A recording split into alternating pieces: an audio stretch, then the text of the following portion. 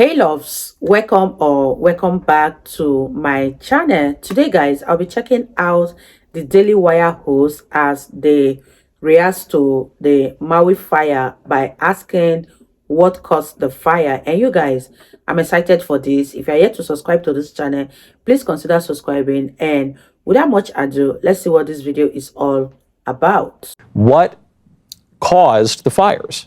I know, and you know, I would guess the most likely thing is that there was an electrical, fire and the winds made it spread. That's the most likely thing. But why shouldn't you have a conspiracy theory when they're not telling you anything and they're purposely lying to cover for? I also don't know why that's a conspiracy theory when you're just positing possibilities. Meaning, like, it's not impossible, and you're not saying that it actually happened. Well, from the very beginning, people were saying like Oprah burned things down so she could. Well, I mean that kind of stuff is crazy. Like Oprah, I feel like has better things. I mean, she does own a space laser, so I mean, theoretically, you could. But you don't even need to go that far. First of all, I mean, I don't know how many of you guys have spent any time in Maui or in Lahaina. So that used to be because we were on the West Coast. That was like my family's getaway every single year. So we were in Lahaina like 7 out of 10 years, and it is just a spectacular little town. It was a wonderful place to hang out, and it was always packed to the brim this time of year because that's where you would go to watch the sunset. I mean, it's just a gorgeous place.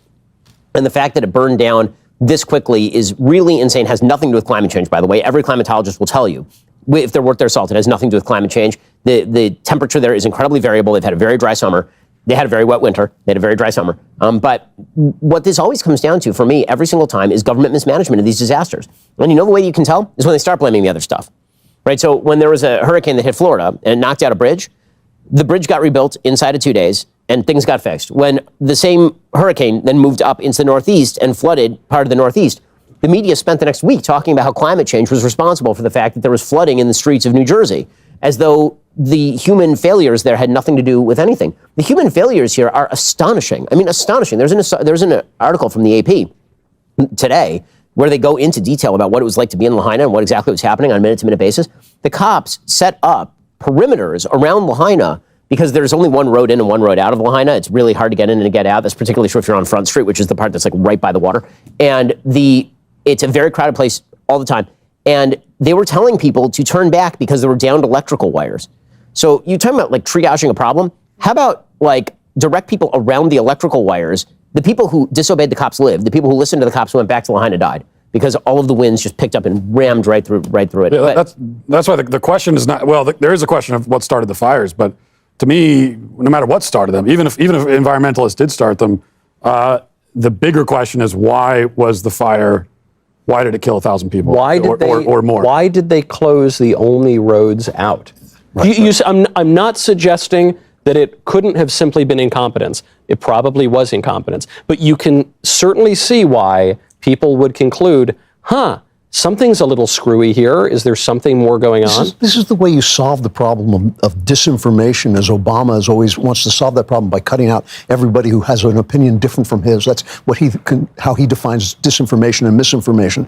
The way you solve misinformation is by telling the freaking truth. If you were the authorities, get the information, spread it to the people. Then when other people come up with crazy conspiracy theories, they sound like crazy conspiracy theories. Now, crazy conspiracy theories sound like perfectly reasonable explanations because the government is constantly Did you hear what the mayor lying. of Maui says? The mayor of Maui was confronted by a reporter in a small press gaggle. What were there? Half a dozen reporters there. And here was his answer on how many kids are dead.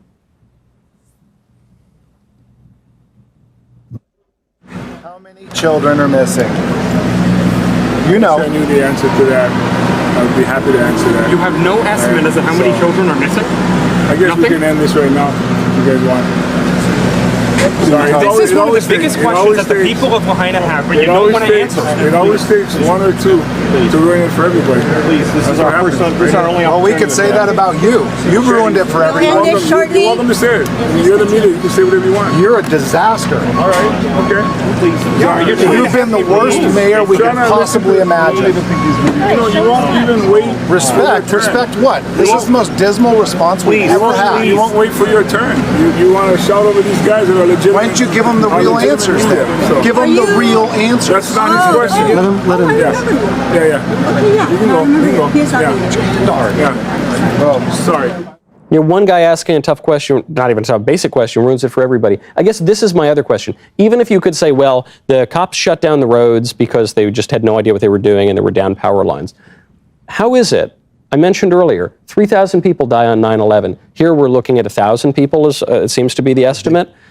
A third of the worst tragedy in American history, and the media basically black it out? They blacked it out. Why are they blacking it out? I know. I mean, the part, again, I just come back to the insanely obvious double standard with regard to Biden.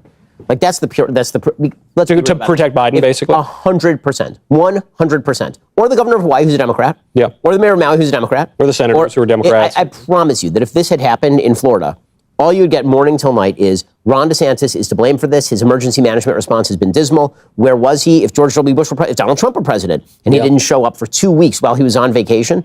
I promise you, every single waking media moment. And then if you went there and started telling fibs about how I had a kitchen fire, like, it's just, it's the most egregious possible thing. And you know, this is the one area where I think, if you're going to say that Republicans have sort of a prayer of a hope, it is that the Democrats have created such an immense bubble around Joe Biden that he believes he can get away with legitimately anything. Yep. And there may come maybe he can, or maybe there will come a point where he can't. Maybe there will come a point where it doesn't matter almost who the Republican. I think this is part of the logic behind Trump. Many of the Republicans are like, well, you know what? In the end, it's not going to matter who we nominate because Biden is so eminently beatable, and there's just such a wellspring of dislike for him. And that may be true. That's not totally implausible. Yeah. I mean, the fact is that they've been lying on his behalf for years on end. He's presided over the worst foreign policy disaster of my lifetime in the pullout of Afghanistan. He's presiding over one of the worst natural disasters of my lifetime in Hawaii. I think the economic disaster over which he's presiding is being soft-pedaled. What we are watching right now in the economy in the next 6 months is going to come to fruition. It's working. It's working. Like, all of that, I think, that's the hope for Republicans, is that it almost doesn't matter who you nominate. I don't know why you'd want to take the risk. It seems to me the thing you'd want to do is nominate the person who has the best shot of beating Joe Biden. But I certainly understand the feeling, which is the dual appeal of maybe he's so weak anybody can beat him, and also screw you guys. That's a pretty strong emotional appeal. Powerful. It's very powerful. Very strong emotional appeal. Yes. I think I'm open to the theories that there was malice and that some of this was intentional.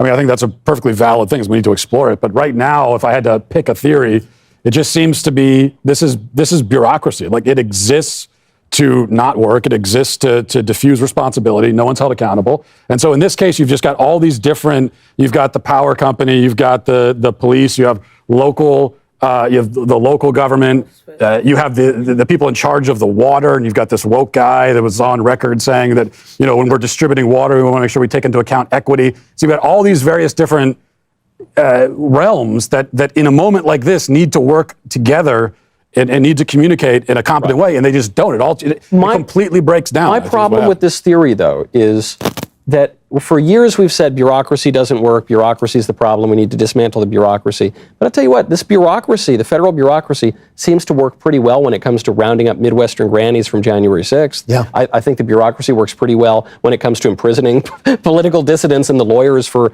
the Donald Trump and who is currently the chief political rival to the president. The bureaucracy seems to work pretty well spying on Catholic masses and arresting pro-lifers and trying to throw pro-lifers in prison for 11 years that they're doing right now. 11 years pro-lifers are facing a completely unjust trial because they had the audacity to oppose abortion. So in many ways, the federal bureaucracy seems to be working all too well. When they want to it defend itself. To defend itself. Yeah, that's what it does. They didn't care enough to. This is that's politics, but this being ready for a disaster is a practical concern where you have to actually care about the lives of human beings. And when DeSantis was available to help Florida after a hurricane, they called it his Katrina. When Ted Cruz went to Cancun, he's a senator, he's not a governor. He went to Cancun when there was a freeze, a cold freeze in Texas. And the media declared that this meant that Ted Cruz did not give a crap about anybody except himself and his family. Joe Biden goes on vacation for 2 weeks. And he's going back to vacation now. And he's declaring a lid every single day.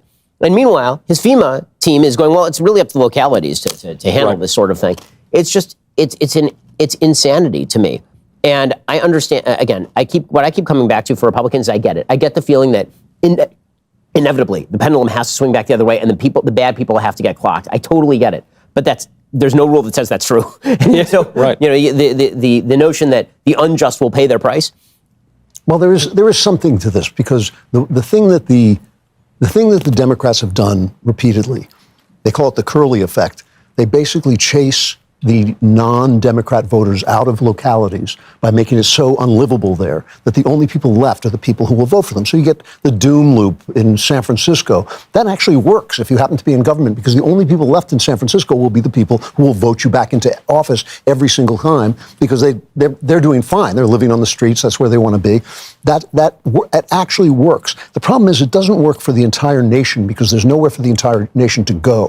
People in California can go to Florida. People in America got nowhere to go. So ultimately, this government is now so corrupt, so unresponsive, and so dishonest in dealing with the public that there is some chance that the people will just say, you know what, we've had it. They did it with Reagan. They did it with Giuliani in New York. They may well do it again. The member-exclusive portion of our show continues now at dailywire.com. If you are not a member, if you're just one of those freeloading hoi polloi watching now on one of these despicable social networks, head on over, click the link in the description, subscribe right now. We will see you there. That was such a sad incident. And do you guys think there's more to this than meets the eyes? Even the mayor was not even to give an accurate number, because this is so fishy. I find it hard to believe the real cause of the fire, if it was actually the electrical wire. But what really caused this fire, and how many people were lost in the course of this Maui fire? Let me know your thoughts on this one. And you think it was caused naturally, or it was something that was manufactured? Let me know what you guys actually think in the comment section. I really had fun reacting to the Daily Wire host. If you guys enjoyed watching, give this video a massive thumbs up, comment, share, and all that good stuff. And I'll see you guys in the next one. Bye, guys.